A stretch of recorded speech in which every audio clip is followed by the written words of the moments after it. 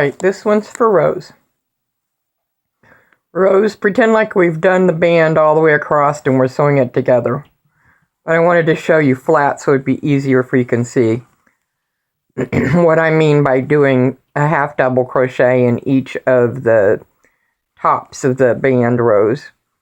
You know how to do a half double crochet. You loop over like you're going to do a double crochet. And then you just go into the top. See, here's one of the ridges of the row, so you know that's a stitch right there.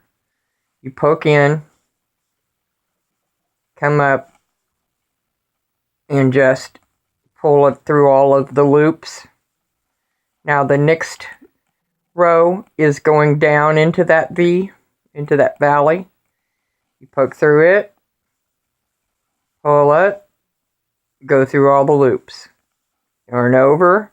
This one is coming up out of the V. Poke your needle in, yarn, pull up a loop, and then pull up loops on all the way through all of them. Yarn over. This one's going down. Poke it in the top. Get your 3 loops on. Yarn over and pull it through all 3 loops. And you do that all the way around. And then when you get to the beginning, lots of times a pattern will call for you to slip stitch into the first stitch. Don't bother to do it when you're doing a hat. It makes a row of holes going all the way up. Now, if a pattern calls for you to do that, maybe you'd have better luck than I do. But I just generally just keep right on stitching into the holes. And I place a stitch marker right here. Safety pin, bobby pin, piece of yarn. You can buy stitch markers if you want to, but I put, for this hat that I did, I put a stitch marker right there, and then I measured from here to the end of the fabric that I made, the hat that I made, for the length to go down over the ears.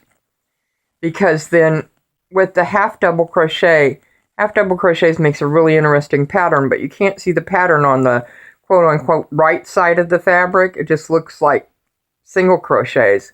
But if you turn it over, you see that extra bar that's across. It also makes the ribbing want to flip up because of the way half double crochets are. So I turn it over in inside out once I get the hat done, and the ribbing wants to flip up like this. So that way you have the cute ribbing detail around the outside of it, and you have this comes down far enough from the top of the head to cover up the ears. Hope that helps.